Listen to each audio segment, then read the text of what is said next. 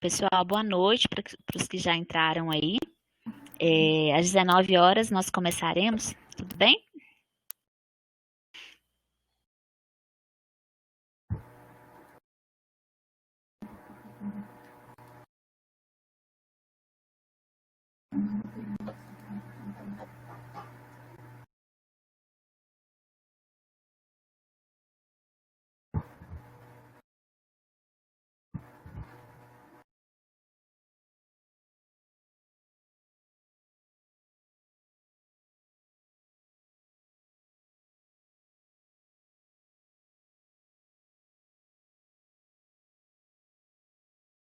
Bolinha vermelha aí, que é o seu mouse, aí você pode usar para mostrar alguma coisa que você queira, né?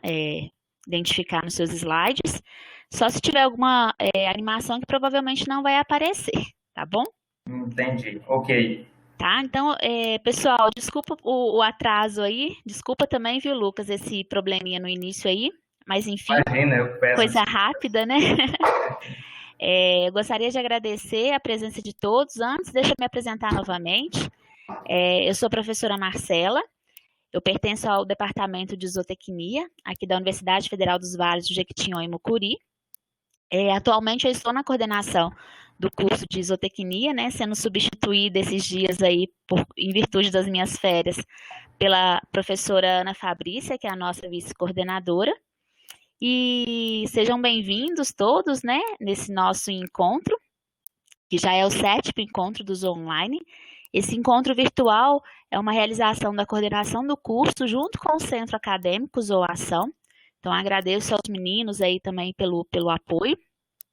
E, Lucas, eu agradeço você por ter aceito o convite da professora Ana Fabrícia para estar conversando com a gente aqui um pouquinho dessa parte de melhoramento, né? E é uma parte bem prática, que é já uma visão da empresa, né? Que eu acredito que seja a vivência sua aí atualmente. E para moderar a palestra sua, nós convidamos o professor Lucas também, aqui do departamento. Vai dar um pouco de confusão aí, né? Lucas, Lucas? Tomara que não. O Lucas já está aí também online. Obrigada, viu, Lucas, pelo aceite aí do nosso convite para moderar essa palestra. E aí, pessoal, fiquem à vontade para fazer as perguntas, né, para o Lucas Salles. E como eu sempre falo para vocês, né, suguem da melhor forma possível esses nossos convidados, né, porque é uma forma da gente estar enriquecendo mais aí nossos conhecimentos. Então, eu passo a palavra para o professor Lucas, daqui de Diamantina, e no final eu retorno, tá bom? Obrigada, gente. Muito Obrigado, bom, Marcela. muito bom, obrigado, Marcela. Começar então agradecendo aí a professora Marcela, né, o pessoal do Centro Acadêmico de Zootecnia. Obrigado pelo convite de moderar essa palestra aí do Lucas Salles. Então, só me apresentando também, eu sou professor de melhoramento no Departamento de Zootecnia da UFVJM, junto com a professora Ana. E aí hoje a gente vai, né, acompanhar aí um pouquinho do que o Lucas tem para falar para a gente. O Lucas, então, gente, ele é zootecnista pelo FMG, tem mestrado em zootecnia pela Unesp, né, tem mestrado não, está fazendo, né, o Lucas, desculpa aí, está cursando mestrado em zootecnia pela Unesp, né, na área de genética e melhoramento, e atualmente aí ele é sócio consultor da Criares, Lucas, é isso mesmo? Pecuária, e também gestor técnico do programa de melhoramento da Pente CRV. Então, Lucas, você fica à vontade aí, cara, para você fazer a sua apresentação. Gente, podem ir fazendo as perguntas aí no chat, tá? Eu vou anotando aqui as perguntas, a gente no final da apresentação, a gente vai abrir aí, então, para essas perguntas e o Lucas, né, ficar disponível para responder para a gente. Lucas, se você quiser colocar a sua imagem aí, tem um linkzinho aí embaixo da apresentação, uma câmerazinha, você pode, né, se for do seu interesse, você pode colocar aí a sua imagem para apresentar também, tá bom? Ok. Lucas, obrigado aí pela apresentação. Tá dando para ver aí o... Todos estão me ouvindo? Sim. Beleza, eu liguei aqui a câmera. Obrigado aí, Lucas, pela apresentação. Obrigado aí a toda a equipe de vocês pelo convite, na pessoa da Ana Fabrícia, que me fez o convite. E dizer que é uma honra falar de melhoramento, é uma alegria muito grande, falar um pouco da minha vivência, do que eu faço no dia a dia. Eu sou zootecnista, formei em 2015, no final de 2014, né, início de 2015, pela UFMG, Instituto de Ciências Agrárias, em Montes Claros. Então, portanto, eu também sou daí do norte de Minas. Em 2015, eu iniciei o mestrado, concluí em 2017, e foi no mestrado que eu conheci a Fabrícia e que eu vivi o melhoramento genético mesmo na parte teórica, e hoje eu vivo isso na prática, né? Hoje eu sou sócio consultor da Criares, que é uma empresa que a gente trabalha tanto com a parte de gestão financeira, planejamento pecuário, quanto com a parte de melhoramento genético, junto com o Paint. Então, hoje a Criares, ela presta serviço para o Paint, que é um programa de melhoramento, que eu vou falar um pouco mais ao longo aí da minha apresentação. Então, mais uma vez, obrigado, é uma honra falar. Na verdade, é até empolgante falar de melhoramento, porque é algo que eu realmente gosto muito, amo o que eu faço. E quando a gente faz algo que a gente gosta, a rotina, né, essas viagens que a gente faz, às vezes viajo 5, 6 estados durante um mês, é um pouco cansativo, mas quando a gente faz o que a gente gosta, isso fica mais tranquilo. E a gente tem uma grande graça, vamos dizer assim, de trabalhar no agro, no país do agro, né? Melhor ainda, um país que tem tudo para cada vez mais se consolidar como o país do agro. A gente sabe que a população mundial, a tendência é crescer. Eu vi uma pesquisa recentemente que a cada década a população mundial vai crescer em torno de 1 bilhão de pessoas, e esse povo precisa comer. Esse povo precisa comer e a gente precisa estar preparado para produzir alimento para o mundo.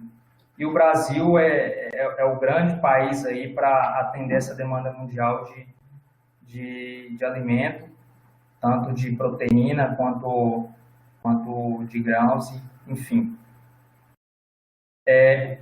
A questão é que a gente precisa se profissionalizar um pouco mais, né? Trouxe aqui esse gráfico, que a gente mostrar, se a gente olhar aqui,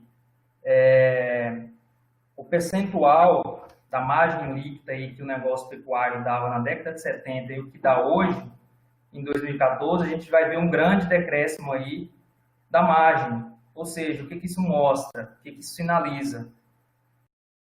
Hoje a pecuária ela é um negócio que tem uma margem pequena comparado aos anos anteriores, ou seja, a gente precisa ser mais profissional para produzir, para ser competitivo no mercado.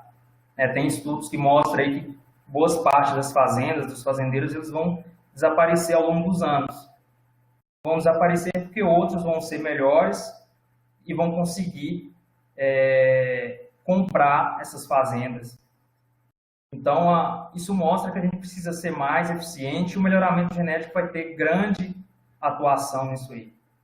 A gente sabe que tem animais hoje que precisa comer 2, 3 vezes mais alimento para produzir a mesma quantidade de quilos. A gente vê isso na prática, a gente tem dados com isso. A gente sabe que tem novilhas que emprenham aí com 12 a 15 meses e tem novilha que com muito custo emprenha com 24, vai emprenhar com 36. Né? Tem animais que terminam 2, 3, 4 meses antes que outro, dentro do mesmo grupo de contemporâneo, ou seja, com a mesma nutrição, com idades similares. Então, há uma lacuna muito grande aí no mercado para a gente crescer em eficiência e, com certeza, sem dúvida nenhuma, melhoramento genético vai ter uma grande contribuição, ele precisa ter uma grande contribuição nisso aí. Tanto o melhoramento, como nutrição, como as outras áreas, mas o melhoramento, eu falo que é uma ferramenta muito, muito barata para você fazer porteira para dentro. E a gente precisa ser mais profissional. A gente depara aí com alguns projetos que já está fazendo FIV, ou seja, já está num nível muito grande de progresso genético e de tecnificação, encontra outros projetos que ainda usam boi de boiada, sem informação nenhuma. Então, é uma discrepância muito grande dentro do mesmo negócio, que é a pecuária. Então, eu vejo um cenário muito positivo para crescimento nosso como profissional e do país. E para isso a gente precisa ser mais profissional. Novamente eu digo que o melhoramento genético ele vai ter grande contribuição nisso. Ele precisa ter grande contribuição nisso.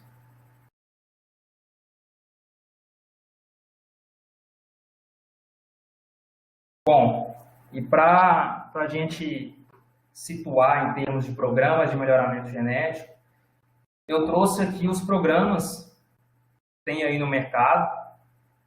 Então, se a gente for procurar um programa aí para colocar um rebanho ou para até mesmo para trabalhar, a gente vai deparar com esses programas aí. Eu dividi eles em SAPE e registrado PO, para ficar mais fácil o entendimento. Mas basicamente todos fazem a mesma coisa, que é gerar informação. Falando aí do SAPE, tem o programa da CFM, que foi o primeiro programa de melhoramento a ser criado. E desses todos aí é o único que é o programa fechado, ou seja, é só o rebanho deles, não tem migração nenhuma de rebanhos a cada ano, como tem aí nos outros programas. Depois vem o Paint, que é o que eu vou falar um pouco mais, que é um programa que eu trabalho, já trabalho aí há mais de 3 anos.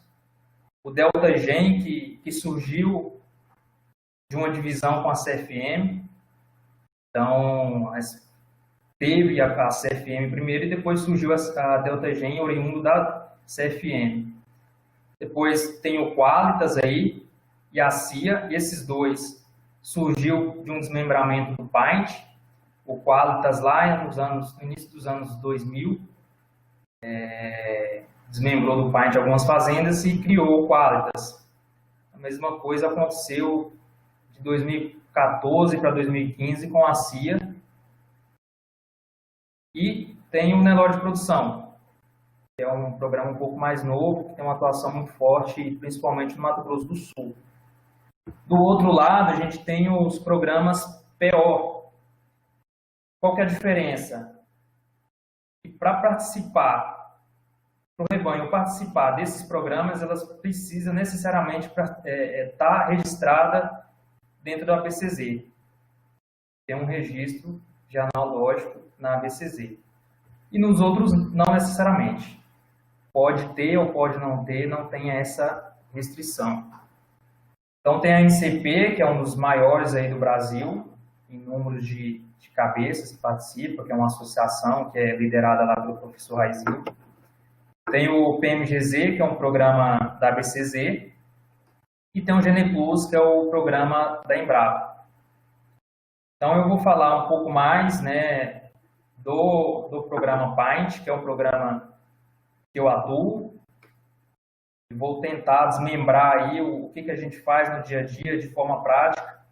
Vocês podem ir fazendo pergunta aí que o Lucas vai anotando aí para no final a gente discutir. Bom, ficou sem as animações aqui, né? Mas tudo bem. Essa segunda parte aí, ela estava para vir depois, mas como está em PDF, perdeu a animação. Mas o que mostra aqui esse slide? Os programas SAPE, eles têm uma metodologia de trabalho que funciona da seguinte forma. Então, uma grande população é avaliada a cada ano para diversas características que vai variar aí dependendo do programa. Tem avaliações no desmame, tem avaliações no sobreano. E ao final de cada safra, os programas, eles mencionam quais são os animais que ficaram entre os 20%, na média entre os 20% melhor de todos os animais que foram avaliados. Então, é uma pressão de seleção que está inclusa aí na metodologia dos programas SAFe. Isso é um grande benefício.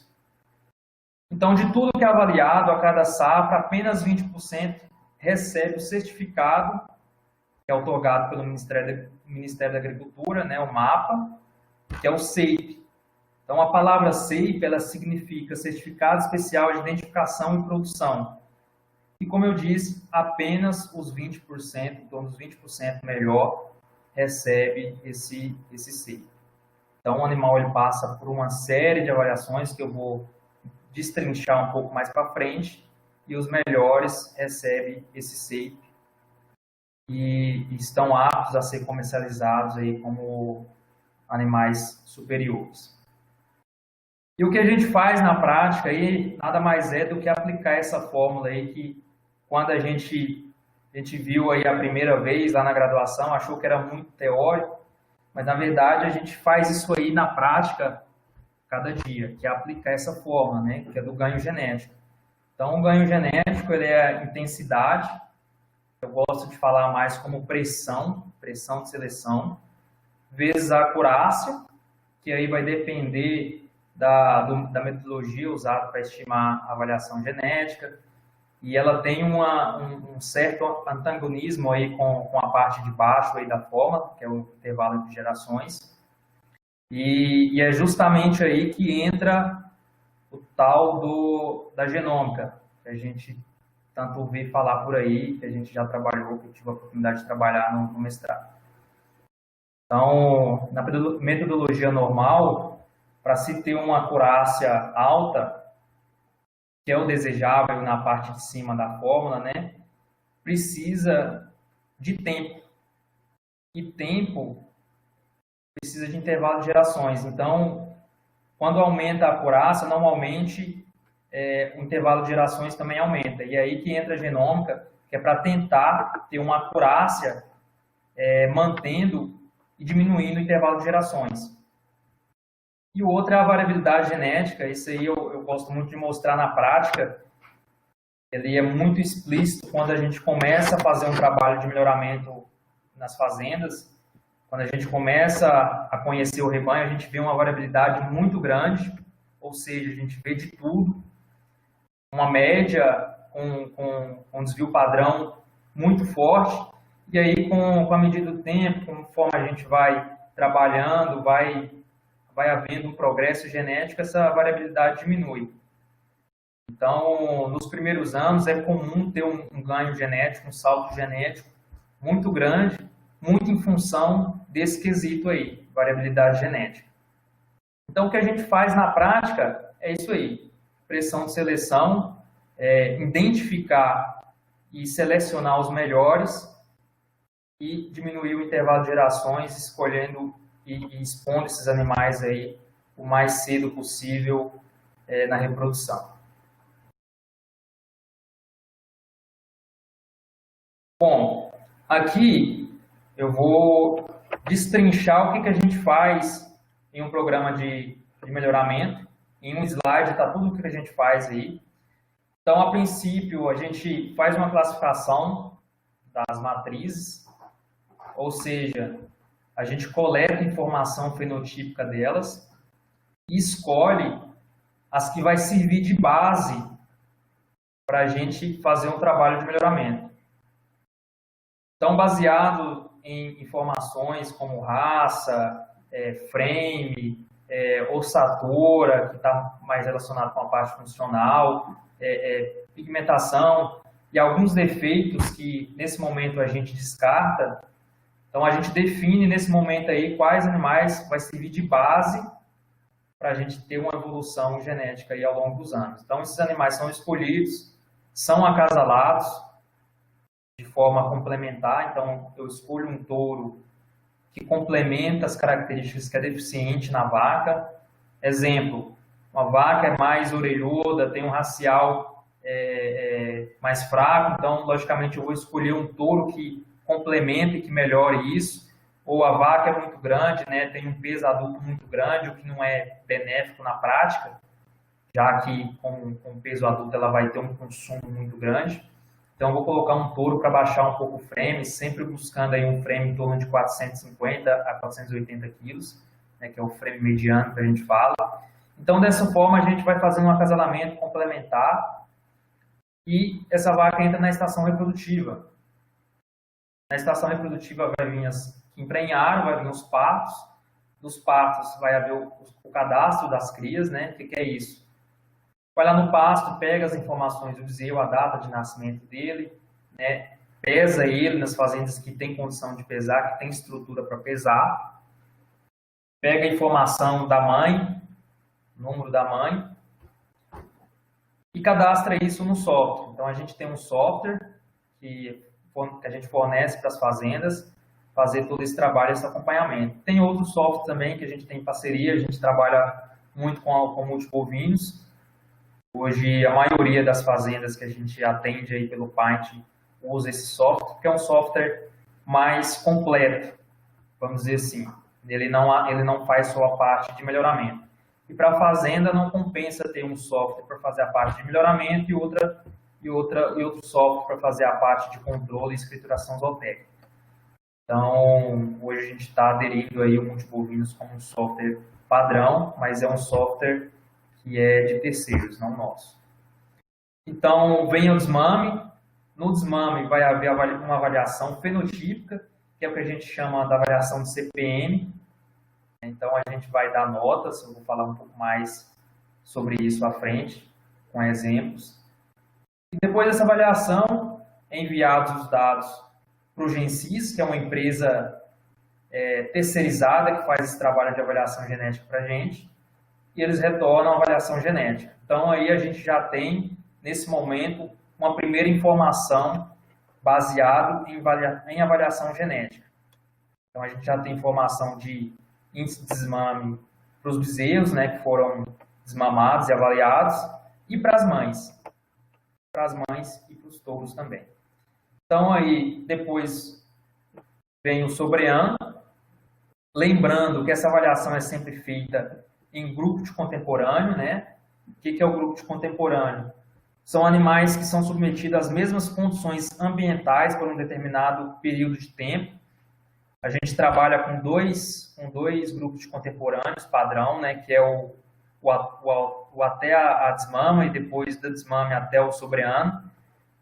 Ou seja, os animais que nasceram e foram criados sob as mesmas condições ambientais, ou seja, nos mesmos pastos, eles vão junto até o desmame e no desmame esses animais são avaliados dentro de cada grupo de contemporâneo. Isso acontece aí no sobreano também. Então, são formados os grupos de contemporâneo aí após o desmame, que vão junto até o sobreano, que está por volta aí dos 15 aos 18 meses. Então, no sobreano, tem outra avaliação de CPM. No sobreano, a gente já tem uma característica que a gente avalia também, que é o temperamento. Então, tudo isso vira avaliação genética. Então, nesse momento aí, a gente já vai ter avaliação genética completa do animal, tanto dos produtos como das matrizes, quanto dos touros também, que a cada ano vai entrando informação e vai aumentando a acurácia do touro. E baseado aí na avaliação genética desses produtos, a gente ranqueia aí todos esses animais e os 20% melhor são os candidatos a SEIP.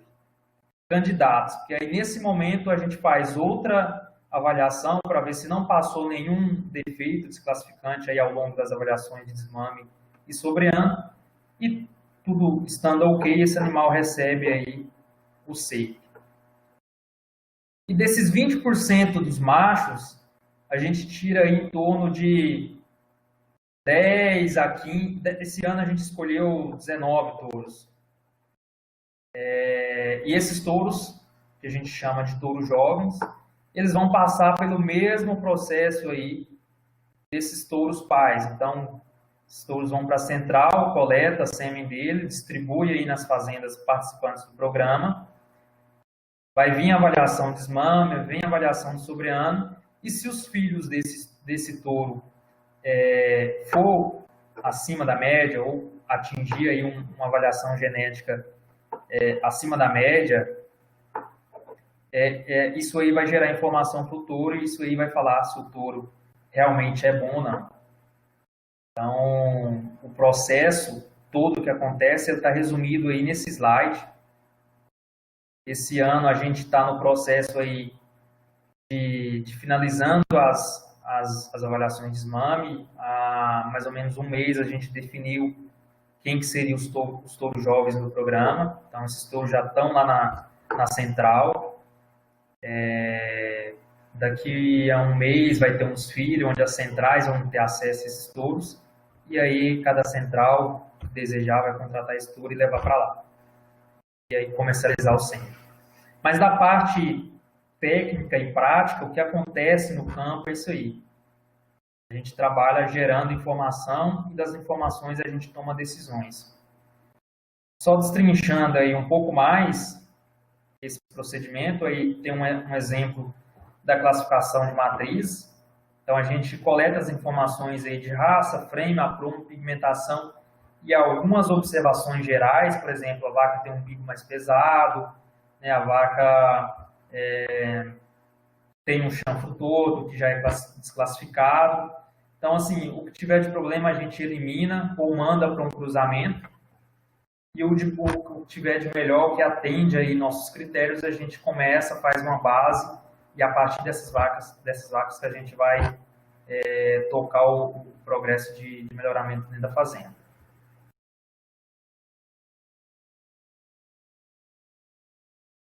Aqui tem um exemplo da avaliação de desmame. Essa avaliação de desmame ela é feita pela fazenda. Então, o que a gente faz é treinar e capacitar a equipe da fazenda. As duas fotos aí mostram isso. A gente está capacitando e treinando o pessoal da fazenda para enxergar o que a gente tem como objetivo. E uma das coisas que sempre gera questionamento e dúvida é que se a fazenda avaliando, se os funcionários da fazenda avaliando, eles não vão beneficiar o produto deles mesmos. E esse gráfico aí, essa distribuição aí abaixo, ela explica isso. Essa avaliação de CPM, ela é feita uma distribuição. Então, são notas de 1 a 5, né, para conformação, que é o C aí. Conformação é a caixa do animal. P, que é a precocidade, a gente olha a deposição de gordura, a relação costela-perna no animal. E musculatura, que é basicamente o posterior, né, o dorso longo.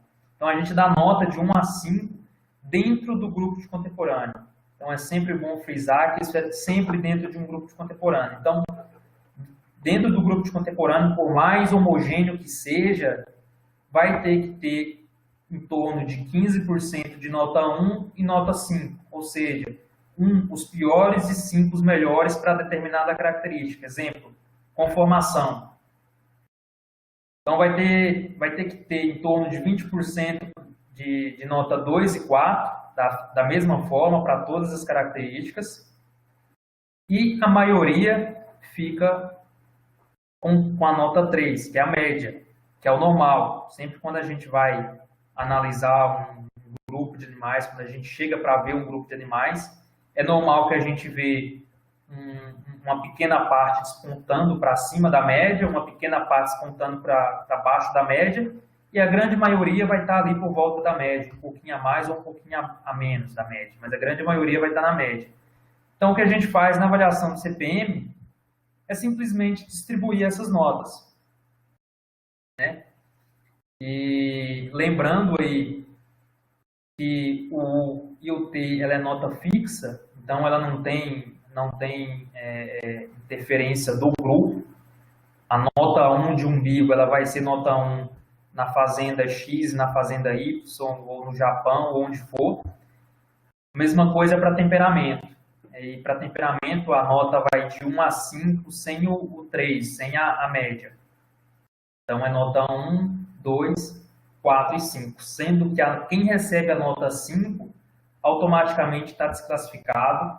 Ele não tem menor chance de receber o CEIP. Mesmo que ele destaque, que ele seja o número 1 do ranking geral.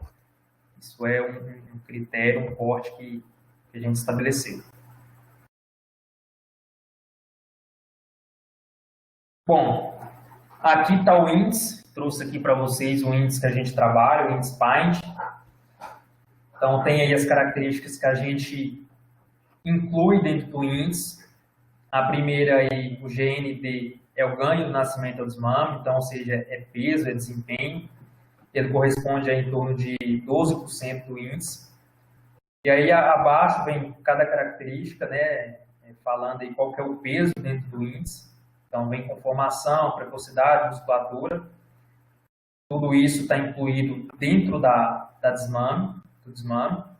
E aí, no sobreano, vem as outras características, né? Lembrando que a gente também avalia perímetro escrotal, a principal característica aí com correlação com a idade ao primeiro parto. É uma seleção indireta, vamos dizer assim, para a precocidade reprodutiva. E ela tem um peso considerável aí dentro do índice, 18%.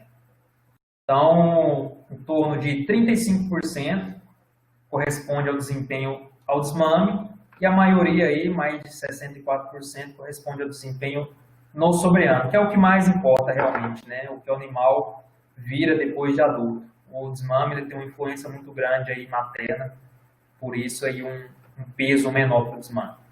E aí cada programa tem seu índice, tem suas ponderações, né? Tem as características que são inclusas, e aí vai depender do objetivo de cada um para escolher qual programa participar.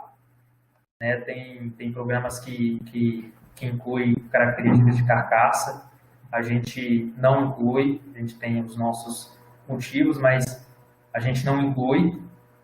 Já tem outros programas que incluem, então isso vai depender de cada programa, de cada objetivo de seleção. Beleza? Bom, aí tem uma foto do CEIP, que é esse documento aí que o animal recebe, que o produtor recebe, correspondente ao animal que foi ceipado. Aí tem todas as informações, né? Tem a prova gráfica do animal, distribuído aí em desmame e sobreano. Então, tudo que corre aí para a direita, essas barrinhas que correm para a direita aí, é bom, que corre para a esquerda é ruim. Então, a gente vê nesse exemplo desse animal, que tem uma barrinha correndo para a esquerda, que é peso ao nascimento. O que isso me sinaliza? Que esse animal tem um peso ao nascimento mais alto comparado à base genética que esse animal foi comparado. E isso aí é importante para a gente tomar a decisão de usar ou não em novilhas, principalmente novilhas precoces, novilhas aí de 12 a 15 meses.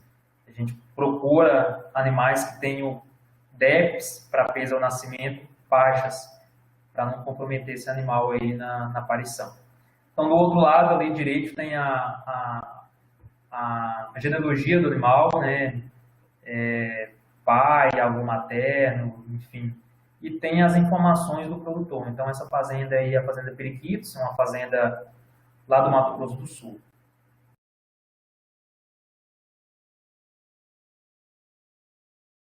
Bom, então com essas informações que é geradas, né, a cada safra, a cada ano, a gente interpreta junto com o produtor e toma as decisões baseadas nelas. Eu costumo falar que essa é a parte mais importante para o produtor oriundo do programa, que são os relatórios de avaliação genética.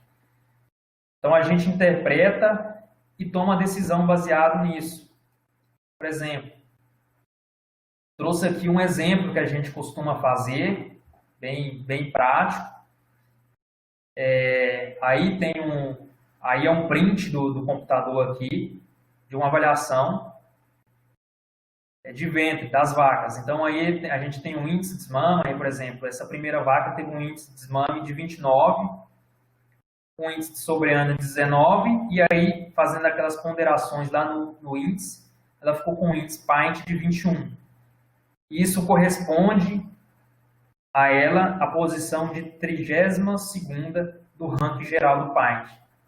E aí a gente tem a DECA, né? O que é a DECA? A DECA nada mais é que a avaliação genética distribuída em faixas de 10%.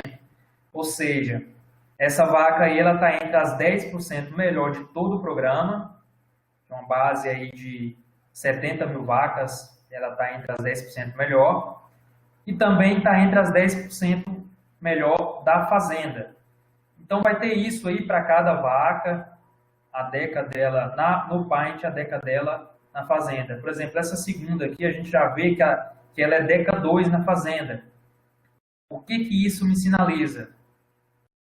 Que essa fazenda ela está num patamar superior à média de todo o programa. Por quê? Uma vaca que é DECA 1 no programa, na fazenda, ela já é DECA 2. Ou seja, ela está entre as 20% melhor da fazenda, não entre as 10% melhor.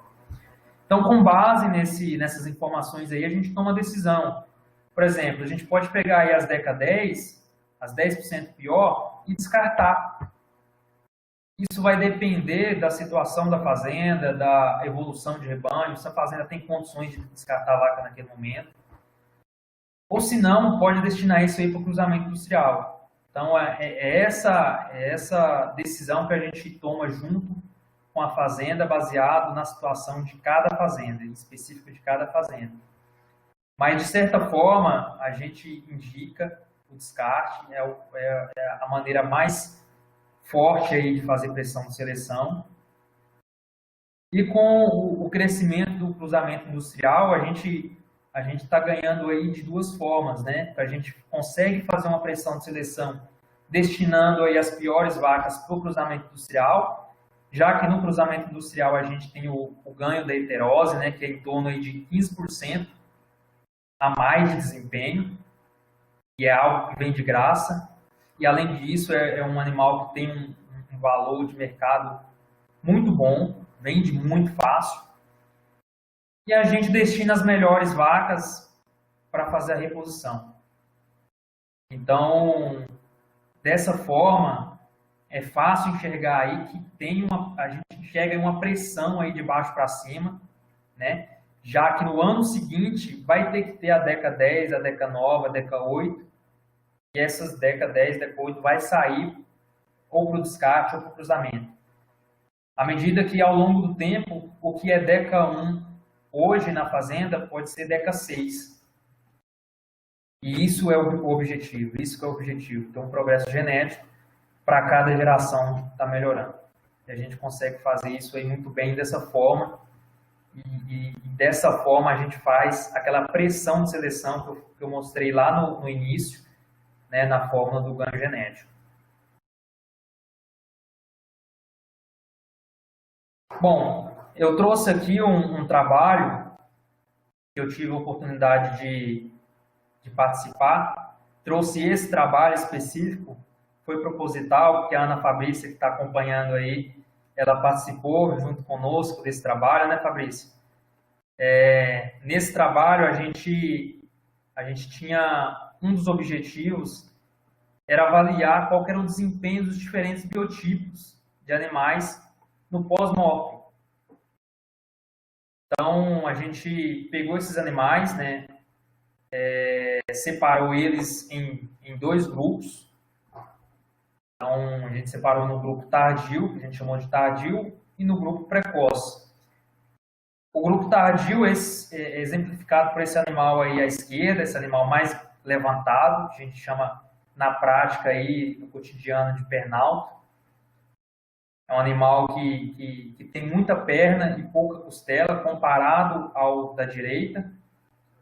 E esses dois animais, eles têm pesos muito similares, idades muito similares, são do mesmo grupo de contemporâneo, ou seja, comem a mesma coisa, estão submetidos às mesmas condições ambientais. E a gente separou esses animais e a gente quis ver qual que é o desempenho desses animais no pós-morte e o que isso influencia financeiramente para a fazenda. Então, foi uma operação de guerra fazer isso aí, né, Fabrício? Nessa foto aí à direita é toda a equipe do frigorífico que ajudou a gente a pesar. Então, a gente pesou cada peça de cada animal.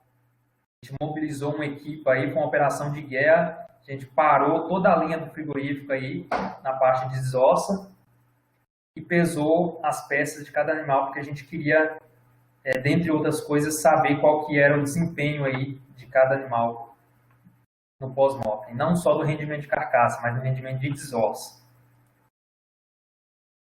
E aí, a gente tem um dos resultados. Esses animais foram... A gente fez 3 grupos, porque um dos objetivos do trabalho era também avaliar o tempo de confinamento. Então, tinha 3 tipos de tempo de confinamento. E um dos objetivos era saber qual tempo de confinamento era economicamente mais rentável. E no primeiro aí, esse é o tempo mais curto de confinamento, a gente vê que o animal precoce, ele teve mais de R$110, aí, quase R$112 a mais do que o grupo de animais tardio. Isso é por animal, por animal. Então, se a gente extrapolar isso aí para 500 animais, 1000 animais, calcula aí o quanto que isso impacta financeiramente no negócio do cara. E aí, a gente olhando aí o segundo grupo, foi um grupo que teve um pouco mais de tempo de confinamento. A diferença foi maior ainda, foi mais gritante ainda. E o interessante de se observar aqui é que o rendimento de carcaça ele foi muito similar e um rendimento bom. Esse experimento foi feito em 2015. E em 2015, para ter um rendimento de carcaça de 56%, é um rendimento muito bom. Ou seja, esses animais tidos aí como tardio, eles foram tidos como tardio porque, na verdade, eles foram comparados com outros animais que eram mais precoces. Mas, na verdade, comparado ao universo aí nacional, eles são bons animais. Porque se não fosse, não dava um rendimento tão bom quanto esse e não dava números bons assim. Mas, ainda que foram animais num patamar genético alto, a discrepância aí é muito grande. Eu estou fazendo esse experimento agora numa fazenda que eu atendo na Bahia, em animais a pasto, e uma fazenda que entrou há pouco tempo no programa de melhoramento. Então, eu penso que essa diferença aí ela vai ser maior ainda, porque a variabilidade genética vai ser maior, e porque vai ser no pasto. E no confinamento a gente sabe que os animais eles ficam mais homogêneos. Bom, entrando aí na parte final, trouxe esse slide para mostrar aí um pouco da minha trajetória profissional e, de certa forma, expressar gratidão aí pelas pessoas que contribuíram. Coloquei aí em ordem cronológica o GPEC, que foi um grupo de estudos que eu participei durante a graduação, uns 5 anos da graduação. Então, nesse grupo, eu amadureci bastante. A gente tocava esse grupo como se fosse uma empresa. Então, tinha presidente, vice-presidente, tesoureiro, tinha dinheiro que a gente conseguia por meio de cursos que a gente fazia. E com esse dinheiro, a gente custeavam visitas técnicas. Então, durante a graduação, esse grupo ele contribuiu muito para o meu crescimento profissional. E durante a graduação também teve a professora Neide, que é a segunda aí da foto, que foi minha orientadora durante a graduação e que contribuiu muito com o meu crescimento também. E uma das coisas mais marcantes que eu tenho com ela é que, mais ou menos por meio lá da faculdade, eu já tinha certo que eu queria me envolver com a parte de melhoramento genético, e ela não era professora de melhoramento genético da faculdade. E eu trabalhava com ela porque eu tinha bolsa Eu tinha bolsa de monitoria com ela, tive bolsa de monitoria quase que a faculdade inteira. E eu lembro que conversei com ela, porque eu tinha a intenção de fazer um trabalho, a minha monografia, com melhoramento, e ela não era a pessoa que tinha o maior know-how para isso na faculdade. E ela imediatamente falou que estava junto comigo, que a gente ia fazer junto, que a gente ia aprender junto. E assim fizemos, e eu não esqueço disso, isso ficou muito marcado com o empenho que ela teve. A gente estudou mesmo juntos, sem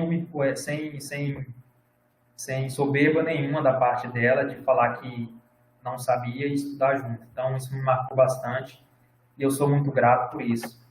E ainda na faculdade, teve uma empresa, que é a Belcampo.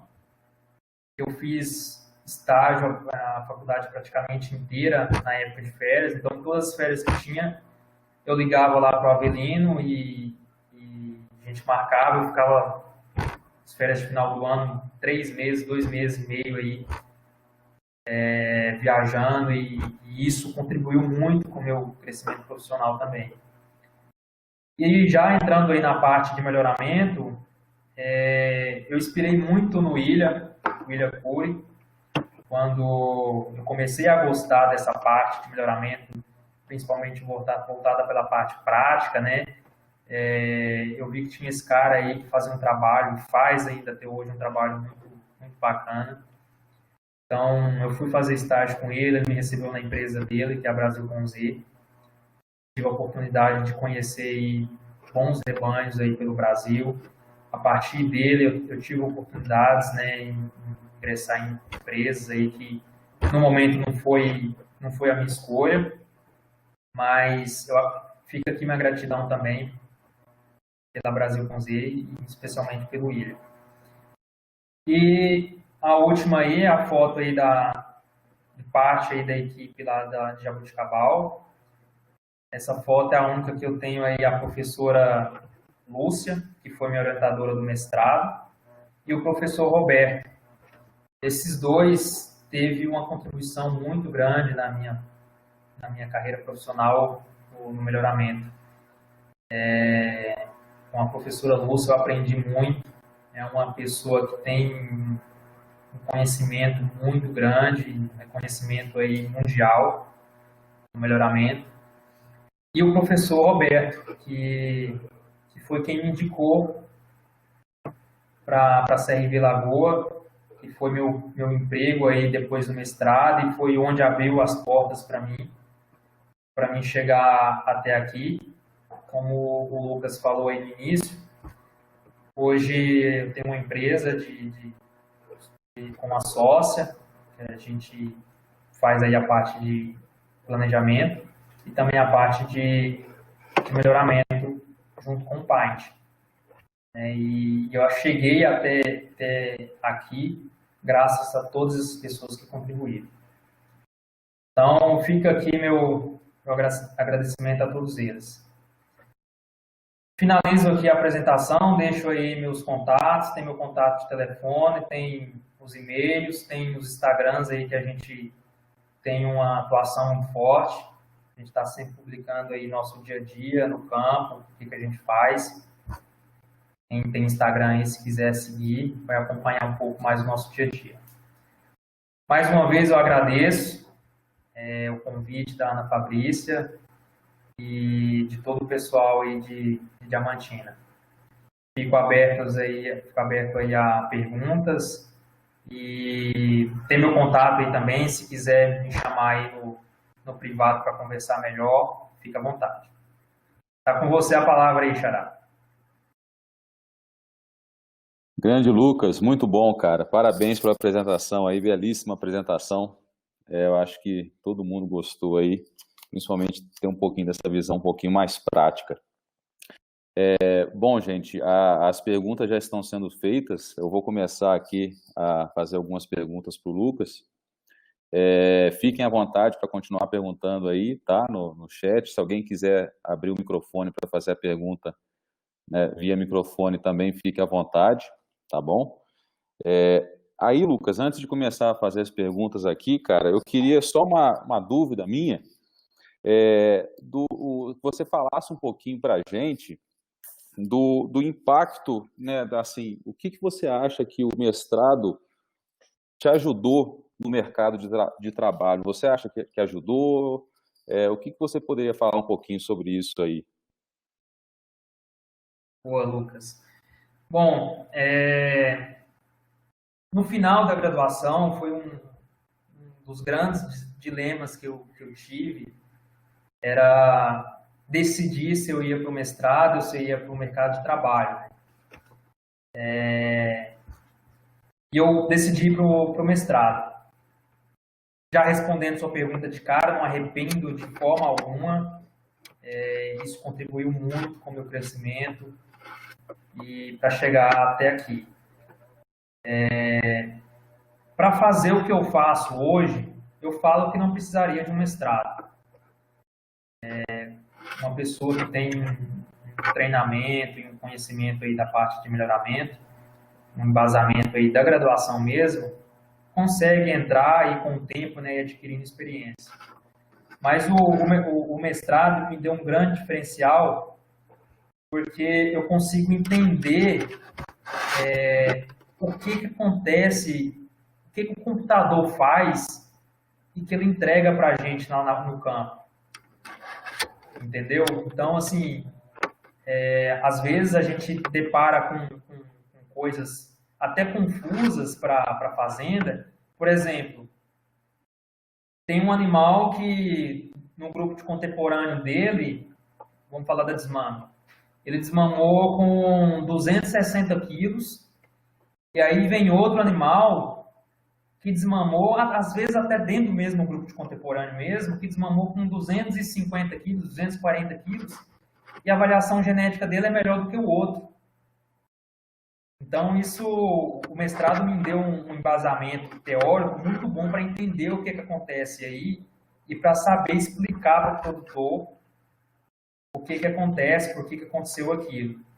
Então, o mestrado foi muito importante, sem falar que eu tive um conhecimento de pessoas, adquiri muito amizade que contribuiu, tanto que a Fabrícia eu conheci no mestrado, né, doutora Fabrícia, como a gente chama lá, conheci ela no mestrado e tem muitas pessoas que eu conheci a partir do mestrado e que contribuiu com a minha trajetória. Uma delas é o professor Roberto, aí que eu falei, que foi quem me indicou para a CRV Lagoa, que foi meu emprego posterior ao mestrado. E na CRV Lagoa eu fui trabalhar no Paint. Então, Lucas, contribuiu muito. Acho que é um diferencial aí para quem quer ir para o campo.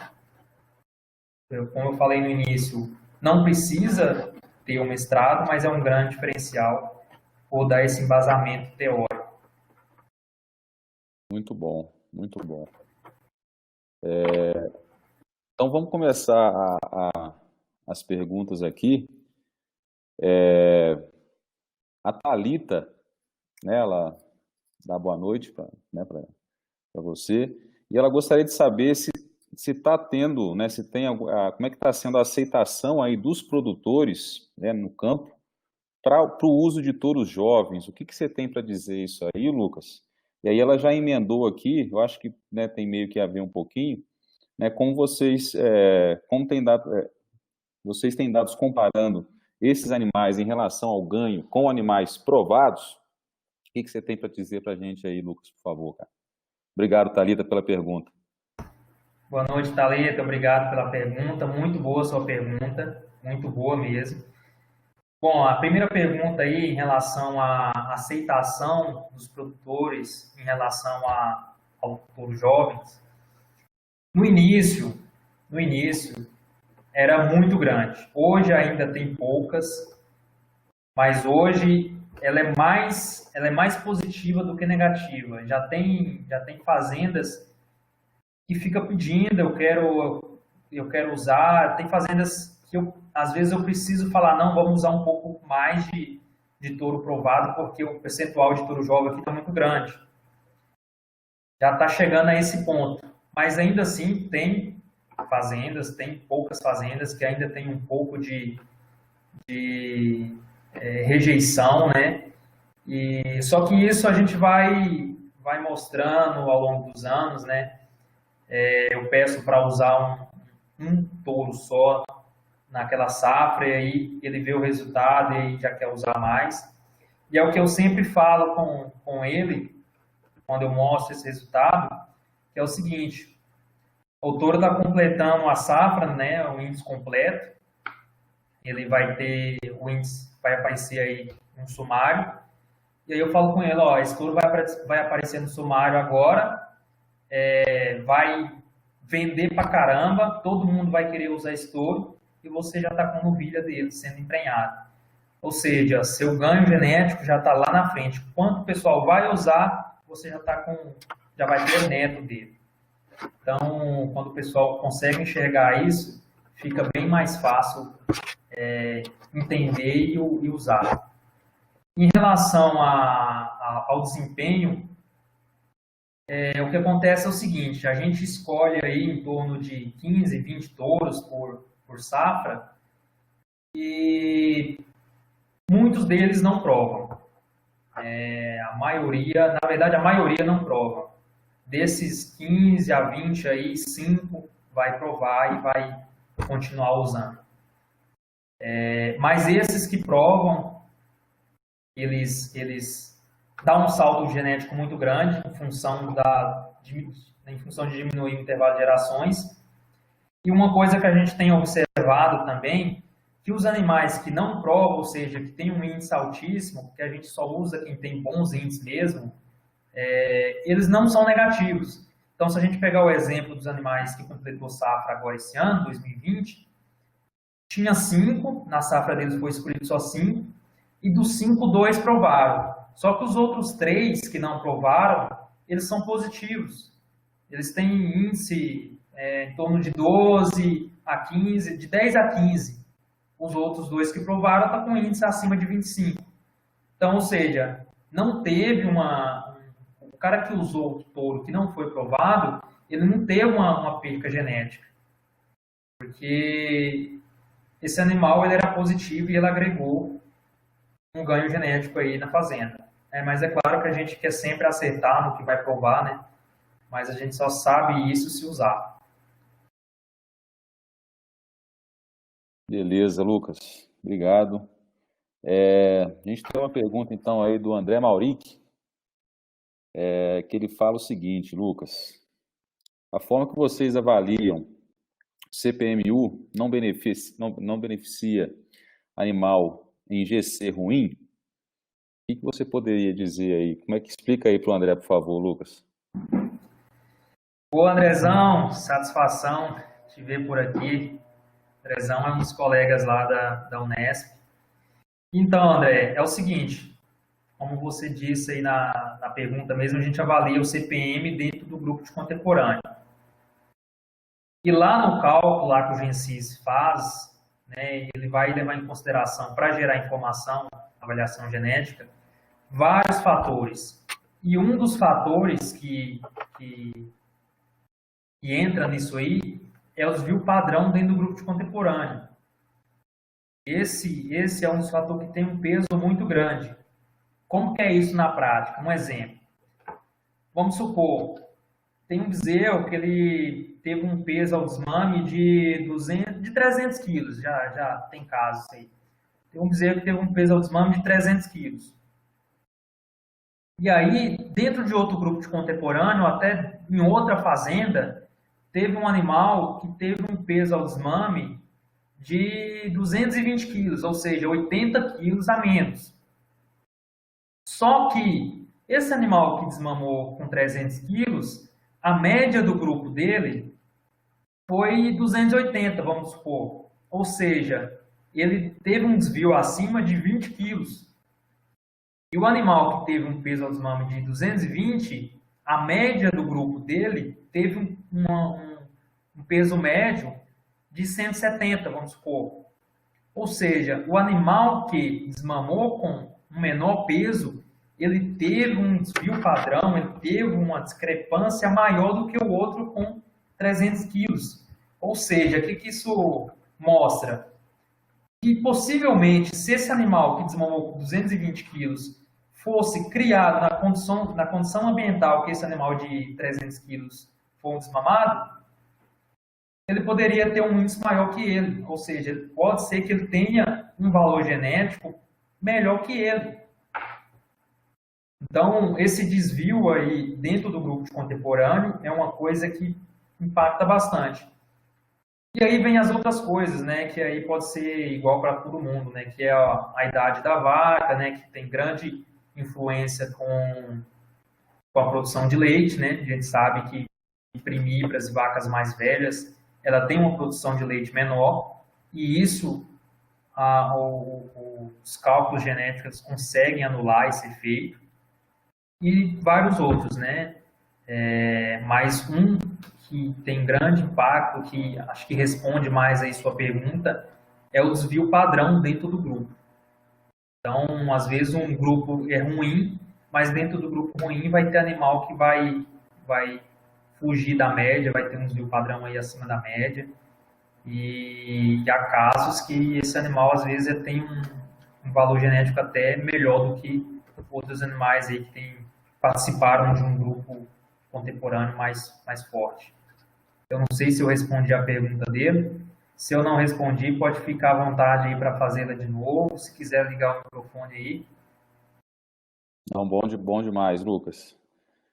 Qualquer coisa, André, fala aí, dá um alô para a gente aí que a gente vai tentando sanar a dúvida aí. A Ana pediu para falar aqui. Se você quiser ligar o microfone aí, fica à vontade, viu? Obrigada, Lucas, Gerardo. O Lucas Salles, você está me escutando? Sim, sim. Lucas, parabéns pela apresentação. Quando eu tinha certeza que você ia mostrar essa parte prática, e era bem o que eu queria, porque eu até bem com o Lucas, gente, eu disse, Lucas, não traga nenhum modelo, tá? Não assuste meus alunos. Porque eu queria mesmo essa parte prática para mostrar para eles, eu sabia que você ia apresentar isso muito bem. Não foi nem combinado, hein? Eu fiquei muito feliz com os resultados lá que você mostrou daquela pesquisa. Não tinha visto ainda, muito obrigada. E, gente, assim, só para falar um pouco para vocês, às vezes as pessoas trabalho publicado, né, os resultados, e não sabe assim, o tanto que a gente passa para fazer essa parte de coleta de dados, né? E aí o Lucas mostrou, a gente, sei lá quantos dias ficou viajando para ir nesse frigorífico, ficava no Mato Grosso, não só eu e o Lucas, acho que a Daniele também está aí, também estava na viagem com a gente. Acho que os meninos mais novos sofreram um pouco menos, né? A gente sofreu mais nessas viagens. Mas é muito prazeroso e é muito bom ver esses resultados. E ainda é mais prazeroso ver, né, Lucas, onde você chegou, ver que você está trabalhando com isso. Eu acho muito bom para mostrar isso aqui para os nossos alunos. É muito gratificante mesmo. Então, parabéns. Lucas, eu tenho dúvidas. A Daniela está falando aqui, 45 dias viajando, gente. Exagerada não, né? Ela exagerou, mas teve uma das minhas viagens que eu fiquei quase 30 dias lá em Serra, viu? Já estava quase uma moradora. Mato Grossense. Isso. E, então, falar também que a gente, eu, a professora Marcela, professor Lucas, trabalho bastante com ele, que é do melhoramento, a gente está aberto aqui. A parcerias, a trabalhos, a estágios dos nossos alunos. E assim, eu queria que você falasse um pouco, que eu fiquei com dúvida, sobre o papel da CRIARES, junto com os programas de melhoramento. Qual seria o papel da CRIARES, né?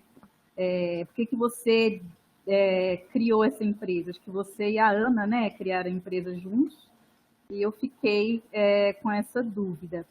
E eu também queria que você falasse um pouco esses genotipando esses animais, tipo, se vocês têm um resultado, Como que está essa situação? Então tá, obrigada, gente. Tchau. Obrigada, Ana. Mais uma vez, obrigada pelo convite. E, igual eu te falei em mensagem aí alguns dias atrás, a gente também está aberto aí a parcerias para fazer trabalho científico. Eu sei que vocês que trabalham aí precisam de dados, precisam de abertura aí para desenvolver, principalmente porque tem alunos aí, né, que precisam até mesmo fazer um trabalho de conclusão de curso. Eu já passei por isso e eu sei que quando a gente tem uma ajuda de fora é muito mais fácil. Então, até tem conversado bastante com o Gregório, que é outro colega nosso lá da Unesp, e a gente já até começou também a desenvolver uns trabalhos aí em parceria. Então, fica aberto a vocês e também. A gente tem muito dados em mãos e o que surgir de ideias, de demanda, a gente entra com a parte prática aí para desenvolver. Eu gosto muito dessa parte de pesquisa e principalmente quando trabalhos que a gente aplica na prática, né? Consegue chegar para o produtor e mostrar o resultado desse trabalho aplicando ele na prática. A Daniela está dramatizando aí, não foram 45 dias, foram bem menos, Daniela, menos. Mas foi muito boa viagem, né? A gente fez uma viagem de mais de 1.500 quilômetros num ponto zero, com 5 pessoas no carro. Mas a gente conseguiu trazer os resultados que a gente foi lá buscar. E um desses resultados está aí. E quando eu pensei em colocar aqui um resultado prático do trabalho que a gente faz, esse, sem dúvida, foi o que veio na minha cabeça. Tinha outras coisas aqui que dava para mostrar também, mas esse aí é muito interessante, mostra aí realmente o impacto financeiro no bolso do produtor. Bom, Fabrícia, respondendo aí a primeira pergunta em relação a Criares, foi bom você fazer essa pergunta, que eu vou falar um pouco mais sobre o Paint, sobre os últimos acontecimentos do Paint. O Paint ele foi criado em 1994, então esse ano ele está fazendo 26 anos. E quando ele foi criado junto à CRV Lagoa, que era a dona dele, né? Então o Paint era um programa que tinha um vínculo privativo, né, vamos dizer assim. E quando o Paint foi criado, a intenção da CRV Lagoa era identificar novos touros para compor a bateria deles. Então, com o programa, eles identificavam os melhores animais, e esses melhores animais iriam para a central, né, de uma forma, de um custo mais baixo. Só que logo depois que eles criaram o programa, eles entenderam que um programa ele é muito mais do que identificar novos touros. Na verdade, a gente fala que identificar novos touros é a consequência do programa. A gente está preocupado em fazer melhoramento e melhorar os índices produtivos da fazenda, né? E porque a gente sabe que fazendo isso, o touro ele aparece sob consequência. Então, o Paint ele tem esse objetivo, que é melhorar rebanho, que é melhorar índice. E o Paint ele era da CRV Lagoa até o ano passado. A partir de janeiro desse ano, houve um desmembramento. Então, o Paint hoje ele é uma associação. Então, cada fazenda que participa do programa do Paint, ele é um associado, ele é um dos donos do programa. E quando aconteceu isso, eu e os outros técnicos que trabalhavam na CRV Lagoa pelo Paint, a gente saiu, houve um desligamento, e eu criei uma empresa, a princípio foi eu sozinho, e para prestar serviço para o Paint. Então, hoje, a Criares, ela age como uma prestadora de serviço, na teoria, né, para o Paint. Mas eu tenho um cargo de gestor, né, eu e os outros técnicos, que a gente chama de gestor, mas na prática mesmo, a associação ela não pode ter nenhum vínculo empregatício, ela não tem nenhum vínculo empregatício, não tem nenhum funcionário. Então, todos nós que trabalham junto ao Paint, a gente tem empresa e presta serviço para o Paint. E aí, quando aconteceu isso, a gente começou também com a parte de consultoria e assessoria em planejamento pecuário, mas voltado para a parte financeira, né, para indicadores. E a Ana, que trabalhava na Terra Desenvolvimento, saiu e entrou de sócia comigo. Então, hoje a Criares, ela é de sociedade minha e da Ana Paula. E aí, como eu disse lá no início, a gente tem essas duas frentes de trabalho, né? A parte de consultoria e assessoria, voltada para a gestão, e planejamento, e a parte de melhoramento, que é pelo Paint, prestação de serviço que a gente tem pelo Paint. Como é novo ainda, né? A gente está entrando aí agora, bem dizer, no mercado de consultoria e na parte de gestão. O meu maior tempo é para o Paint. 80% do que eu faço é para o Paint, e que é a parte de melhoramento genético. E a gente está crescendo aí na parte de gestão. Não sei se ficou claro aí para você. A outra pergunta que você fez, eu já me esqueci. Sobre genótipos, ô Lucas. Sobre animais? Isso, certo. Bom, e todos esses animais que a gente escolhe aí como touros jovens é baseado em genômica. A decisão passa pela genômica.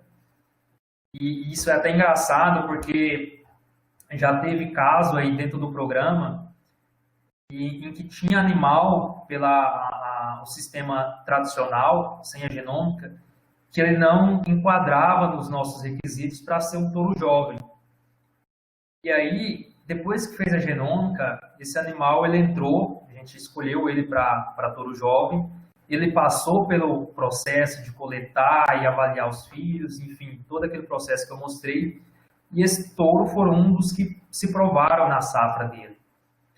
Ou seja, se não fosse pela genômica, esse animal tinha passado despercebido, tinha ido para a fazenda, não teria virado um touro de central. Então, esse é um caso bem claro que a gente tem aí do impacto da genômica no nosso trabalho.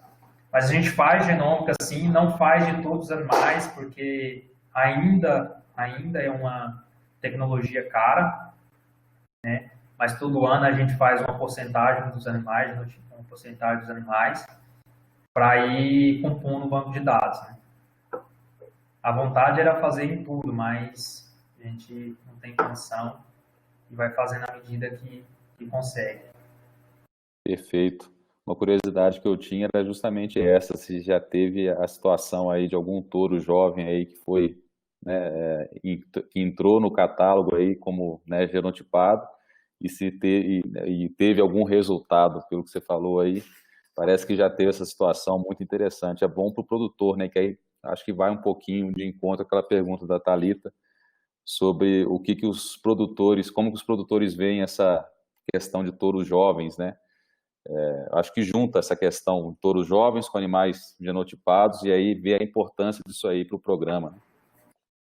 Isso. Ela até fez uma pergunta ali depois, tipo os tops 10, eu não entendi direito, mas tipo os top 10 de toda a safra.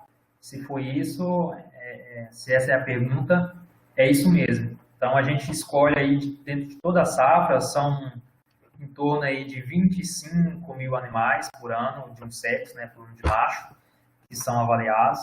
E aí a gente tira aí em torno de 15 animais a cada ano. Para tirar esses animais, a gente usa a genômica como um dos critérios, né? Não é só a genômica. Vai outra série de coisas, né, que também impacta, como genealogia, né, o fenótipo do animal, mas a genômica tem um peso muito grande. E isso aí, Lucas, foi um caso muito, muito interessante que aconteceu. Isso foi bem no início da genômica está crescendo e está entrando nos programas. e que ficou bem marcado. Era um animal que não ia ser touro jovem, e foi touro jovem porque a genômica sinalizou que ele tinha índice, ele tinha números o suficiente para colocar lá. Muito bom. A genômica mostra aí que nem sempre é o que a gente vê, né?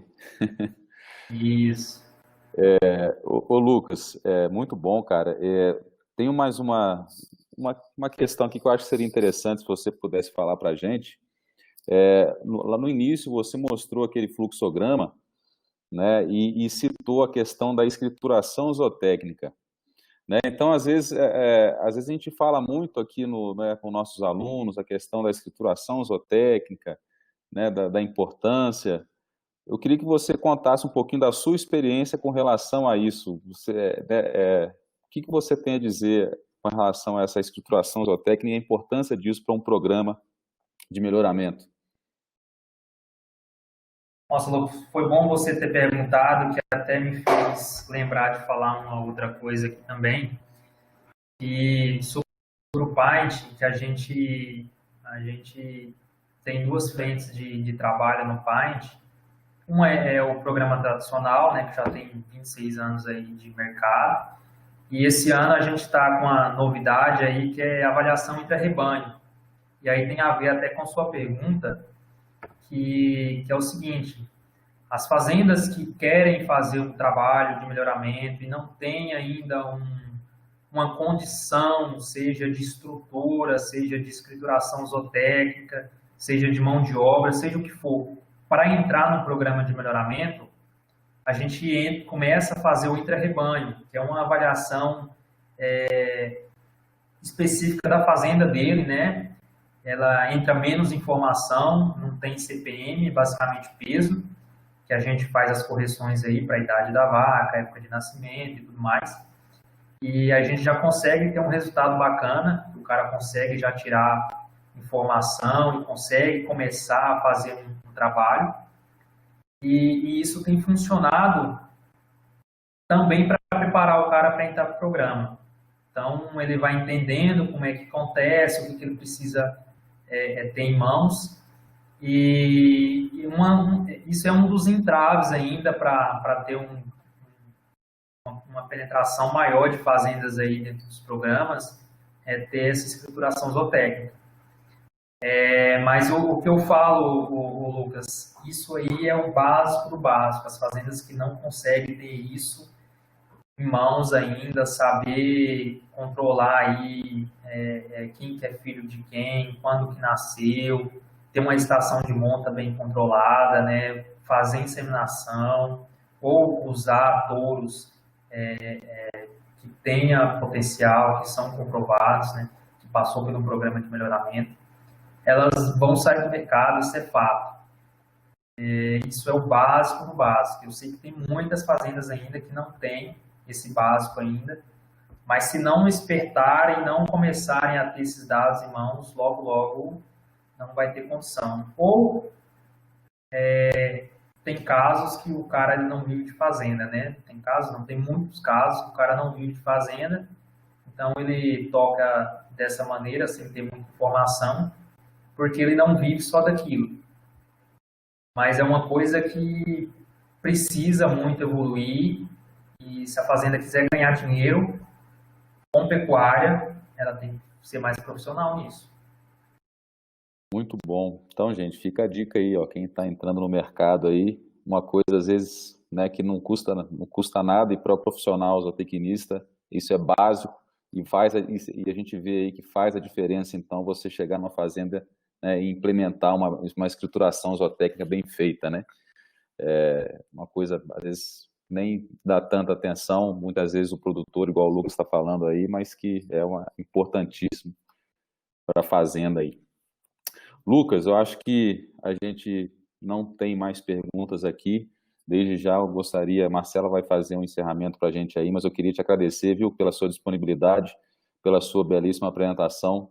Prazer te conhecer aí virtualmente, mas muito bom te conhecer aí. Eu que agradeço, Lucas. Obrigadão, e como eu disse, a gente está à disposição, precisar de alguma coisa. Alunos aí que queira fazer estágio, a gente consegue indicar aí em fazendas que seja mais próximo aí.